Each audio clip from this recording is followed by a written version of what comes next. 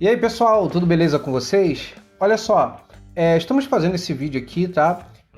Direcionado aí para a galera que está se preparando para o próximo concurso da Imbel, tanto para o nível técnico quanto para o nível superior, a galera aí que vai fazer a prova para engenharia mecânica, tá? Então trouxemos aqui uma questão que foi justamente aí a dúvida de um de nossos alunos, pedindo auxílio na resolução dessa questão. E nesse vídeo a gente vai mostrar o quão tendenciosa uma banca pode ser, tá?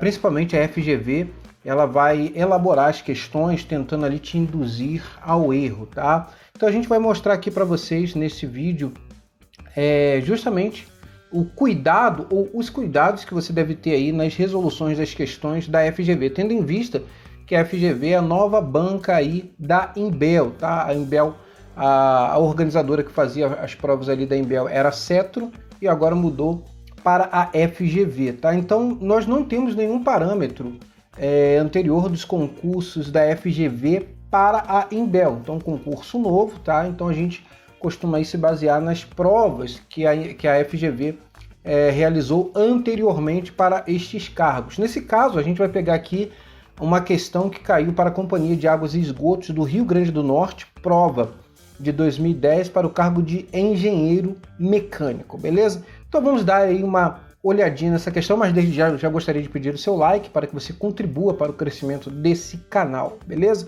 Então vamos lá, gente, olha só. Questão de número 40, uma questão aí de materiais de construção. Eu vou ler aqui o enunciado com vocês e vou fazer algumas observações aqui já mostrando como a banca pode ser tendenciosa, tá? Ele diz o seguinte: sabe-se que as densidades do ferro puro e do carboneto de ferro em temperatura ambiente são respectivamente, ou seja, nessa ordem, 7,87 e 8,15 mgm a menos 3. Então aqui você já começa a ter um problema, né, com as nomenclaturas que a banca utiliza. Por quê? Unidade de densidade, usualmente não se usa isso, tá? É a mesma coisa, por exemplo, imagina que você chegue numa padaria para pedir uma determinada quantidade de queijo, você vira lá para o atendente e fala assim: me dá aí 10 a menos 3 vezes 200 quilogramas de queijo. Quer dizer, ninguém faz isso, né? Por quê? Porque não se é usual, né? Por que você já não pede ali 200 gramas de queijo? É exatamente isso que a banca fez aqui, tá? Então ela utilizou uma unidade aqui para você fazer, para fazer você perder tempo na hora da conversão.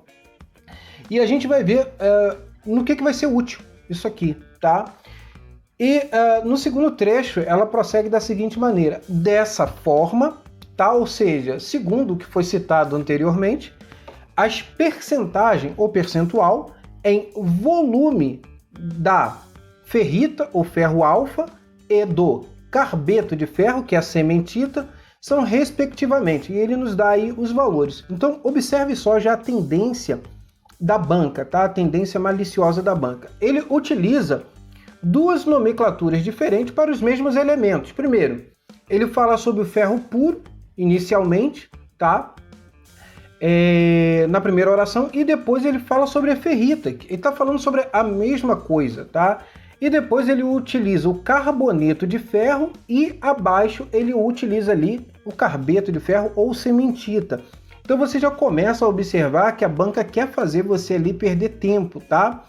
Com algumas informações. Então, e outra coisa, vamos dar uma analisada nessa unidade aqui, tá? O que vem a ser mgm a menos 3, tá? Bem, a gente sabe ali que a densidade ela é dada por unidade de massa por volume, tá? Então, na verdade, esse M significa mega, tá? Mas ninguém utiliza mega para unidade de densidade. Mega você utiliza quando você quer mensurar alguma coisa que seja muito grande, né? Então vamos inicialmente aqui dar uma analisada aqui no que isso vai servir para a gente, no que a densidade vai servir na nossa resolução. Observe o seguinte: estou analisando a unidade. Então, pegamos aí a unidade que ele nos deu, é mg vezes metro a menos 3. Vamos reescrever isso aqui, tá? Então, esse metro a menos 3 Vamos colocar ele para o denominador, ele está no numerador. Vamos colocar ele para o denominador, trocando o sinal do expoente. Ou seja, na verdade, isso é megagramas, tá, por metro cúbico. Mas olha só, mega a gente sabe que é 1 milhão, né? Então vamos reescrever isso aqui. 1 milhão é 10 elevado à sexta potência. Então a gente tem 10 elevado à sexta potência grama dividido por metro cúbico.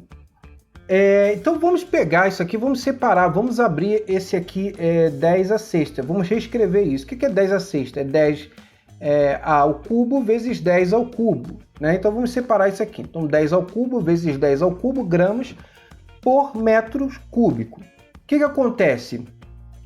10 ao cubo a gente sabe que é 1000 e o prefixo para 1000 é o K, ou seja, então na verdade isso aqui é 10 ao cubo quilograma por metro cúbico, né? Reescrevendo ali como unidade do sistema internacional, tá? Então, na verdade, essas densidades são o seguinte: a densidade da ferrita, na verdade, você vai pegar o valor que ele te deu e multiplicar por 1000, ou seja, 10 ao cubo vezes 7,87 kg por metros cúbicos. O que isso vai dar? 7.870 kg por metro cúbico. Essa é a densidade da ferrita. A mesma linha de raciocínio serve aqui para a cementita ou carbeto de ferro, tá? Que resolvendo isso vai dar 8.150 kg por metro cúbico. Beleza. Agora, no que eu vou utilizar isso no meu cálculo? Para nada. Absolutamente para nada. Isso aqui não serve para você. Só serve para fazer você perder o seu tempo na hora da resolução dessa questão, tá bom? Agora vamos para a parte que nos interessa, de fato, tá? Significa ali a segunda oração. Observe o seguinte, que as únicas fases que ele cita, tá, no enunciado da questão é a ferrita, o ferro alfa, e a cementita. Qual é o microconstituinte que possui essas duas fases, tá? Unicamente essas duas fases. Bem, a gente precisa lembrar lá do diagrama ferro-carbono, tá? Na minha opinião, essa questão foi muito mal formulada, tá? Ela não é uma questão honesta com o candidato, tá?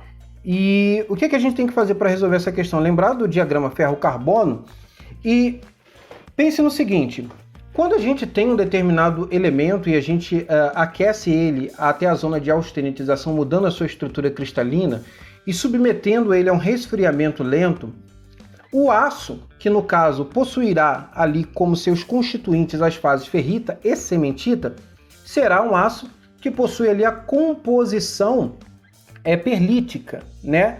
No caso ali com seu ponto eutetoide, ou seja, tendo o aço uma composição eutetoide, e é justamente aquele aço que possui o maior percentual de carbono para uma determinada faixa de temperatura que, através de um resfriamento lento, ele terá em sua composição a ferrita e a cementita, e esse percentual de carbono aí, dependendo da literatura, pode variar entre 0,75 a 0,80% de carbono, tá? Ele é considerado ali como eutetoide, e através do resfriamento lento, teremos unicamente ali a perlita, tá? Então você já teria que trazer esse conhecimento, uma vez que ele não deu percentual de carbono nessa liga. Então você já teria que ter essa informação, que ele só pode estar se referindo ali justamente a um aço com a composição eutetoide. Lembrando que os ácidos que possuem um percentual de carbono abaixo disso são classificados como hipoeutetoides, e através ali de um resfriamento lento,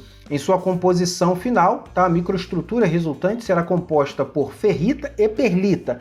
Já os ácidos que tiverem ali um percentual de carbono acima disso, eles serão classificados como hipo ou hipereutetoide, tá? E em sua composição final, sua microestrutura resultante será composta ali por cementita e perlita. Então, como ele não nos deu o percentual de carbono aqui, a gente não consegue dizer se ele é um aço hipoeutetoide ou hipereutetoide, ele só pode ser eutetoide, tá bom? Então, em sua composição, a gente tem a ferrita e a cementita. E ele quer saber o seguinte, beleza, para esse aço eutetoide, qual é o percentual, né, da ferrita e qual é o percentual da cementita? E como que a gente vai fazer isso? Aí a gente vai fazer a aplicação da regra da alavanca, tá? Então a gente precisa saber o limite de solubilidade da ferrita no aço, tá? Na liga de ferro-carbono, e também o limite de solubilidade máxima da cementita. E aqui no diagrama ferro-carbono a gente tem essas informações. Então olha só, a gente tem ali para uma temperatura de 727 graus aproximadamente, a gente traça uma linha de amarração. Então vamos calcular inicialmente aí o percentual da fase ferrita, tá? Então a gente vai colocar aqui essa linha vertical aqui ali no ponto eutetoide, tá? Vamos considerar aqui 0,76 o percentual ali para o ponto eutetoide. Aqui temos o limite de solubilidade máxima do ferro alfa, tá? Ou seja, da ferrita, e aqui temos o limite máximo da solubilidade da cementita, tá? Na liga ferro-carbono. E a gente traça aqui a nossa linha de amarração e aplicamos a regra da alavanca. Como vamos fazer isso? Vamos fazer o seguinte, olha só. O percentual da fase ferrita será dado ali pela diferença do limite máximo da solubilidade da cementita menos o ponto eutetoide dividido pelo limite máximo da solubilidade da cementita menos o da ferrita, tá? Então, por isso que vai ficar isso aí. 6,7 menos 0,76, que é o ponto eutetoide, dividido por 6,7 menos 0,022. Então, resolvendo essa continha, nós teremos o valor de 5,94 dividido por 6,678. Então, teremos aí o percentual, né, a fração da fase ferrita igual a 0,8894, que isso aí dá 88,9%, tá? Só com essa informação você já mataria a questão, porque só tem uma alternativa que apresenta esse percentual. Mas vamos prosseguir aqui com os nossos cálculos. Como que a gente vai fazer para poder determinar aí o percentual da fase da cementita, ou carbeto de ferro, ou carboneto de ferro, como ele citou no enunciado da questão? Bem, a gente tem que entender o seguinte, esse aço ele possui a sua microestrutura unicamente perlítica, tá? Ou seja, é 100% perlita. Então, olha só, vamos calcular agora o percentual da cementita. Então, se eu tenho 100% da perlita, e lembrando que a perlita é ferrita mais cementita, e eu quero descobrir qual é o percentual da cementita, basta apenas eu subtrair desses 100% o percentual de ferrita. Ou seja, temos então a perlita é igual à fração da ferrita mais a fração da cementita. Ou seja, 100% é igual a 88,9% mais a fração da cementita. Logo, teremos então que a fração da cementita é 100% menos 88,9%, que nos levará aí a 11,1%.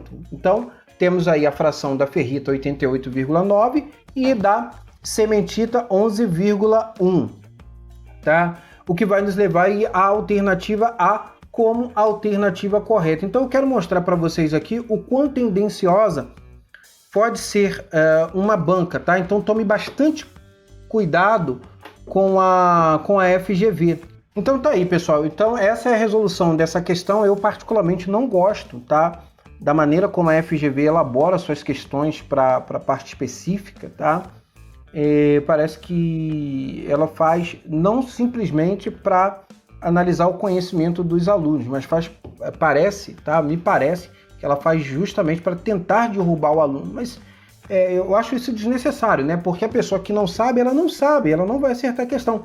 Não precisa a banca fazer esse tipo, criar esse tipo de situação, tá? Porque fica uma questão muito subjetiva, ela não deixa muito claro o que ela quer, né? Você com esse tipo de questão, você perde muito tempo, tá? Tentando resolver e não fica muito claro, tá? Então, particularmente, eu não gosto desse tipo de situação. Então tá aí a resolução dessa questão. Se você gostou desse vídeo, já gostaria de pedir, tá? Que você deixasse aí o seu like, compartilhasse aí com seus grupos de estudos, não se esquecendo, tá? De se inscrever no canal e também ativar as notificações para receber novos vídeos assim que postarmos, beleza? Então forte abraço e até a próxima!